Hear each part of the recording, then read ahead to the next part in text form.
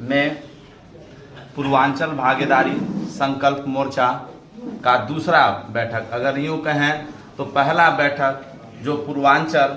भागीदारी संकल्प मोर्चा का गठन हुआ है तो गोरखपुर के ग्रेनिया रिसोर्ट में हुआ है।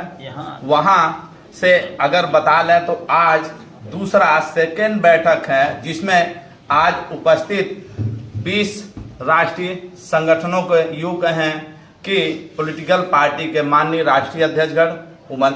यहाँ पर उपस्थित हैं, जिनको मेरा सादर नमस्कार है। और अब हम इसी के साथ ये कहेंगे कि अब तक हमने और भी माननीय राष्ट्रीय अध्यक्षगण लोगों को सुना है, जिसमें कई ऐसे चीज़ें आ रही हैं कि नेगेटिव पे तो हमें ध्यान देने की ज़रूरत ही नहीं है, पॉजिटिव पे बात आ रही है तो हमें क्या करने की ज़रूरत है, मजबूत होने की ज़रूरत है। क्योंकि जब हम मजबूत होंगे तभी कोई पूछेगा। हमें अभी सोचने विचारने की ज़रूरत नहीं है कि किनके साथ जाना है। अभी हमको क्या करने की ज़रूरत है कि हमारा जो पूर्वांचल भागीदारी संकल्प मोर्चा है कैसे मजबूत होगा, और मजबूत के कड़ी में जितने भी रास्ते हैं उसको हमें अपनाने की ज़रूरत है। चाहे चुनाव लड़ने की बात है, चुनाव लड़ने की अगर बात आ रही है तो यहाँ हम लोग सक्षम हैं। जैसे अभी भागीदारी पार्टी के प्रतिनिधि भाई साहब ने बताया कि हमको जो लड़ने की बात आ रही है तो पहले हमको लड़ने के लिए डिसाइड करना पड़ेगा कि हमको कितना लड़ना है। यानी यहाँ 20 माननीय राष्ट्रीय अध्यक्ष जी हैं तो वो ये डिसाइड भी कर सकते हैं, हम 4 सीट पे 5 सीट पे इस तरह से करके आपस में प्रस्ताव रख के ये एक कहा जाए इसका भी संकल्प लिया जा सकता है कि हम 100 सीट या जितना हो सकता है इस पे भी लिया जा सकता है। और हमें अगर बता दें तो पूर्वांचल भागीदारी संकल्प मोर्चा में आज विधिक अध्यक्ष बनाया गया है, जिसके लिए हम आप सभी माननीय अध्यक्ष का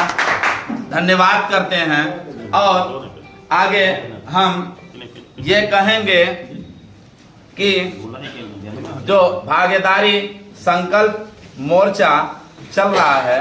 इसमें हमें करने की क्या जरूरत है कि जितने भी जनहित से संबंधित समस्याएं देखने में मिल रही है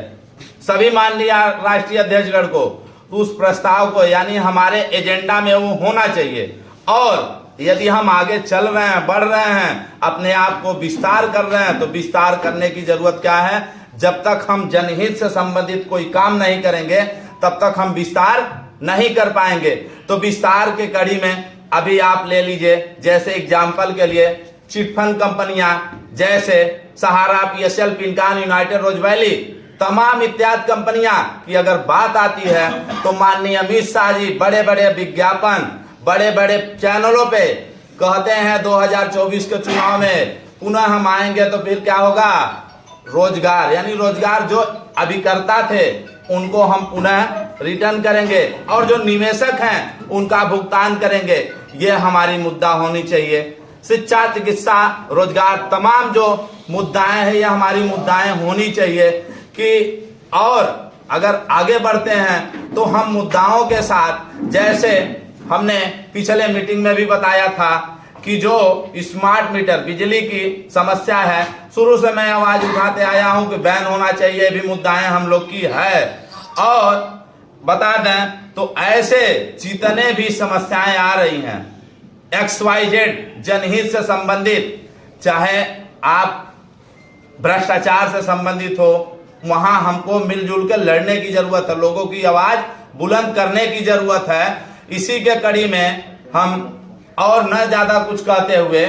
हम अपनी बात समाप्त करेंगे।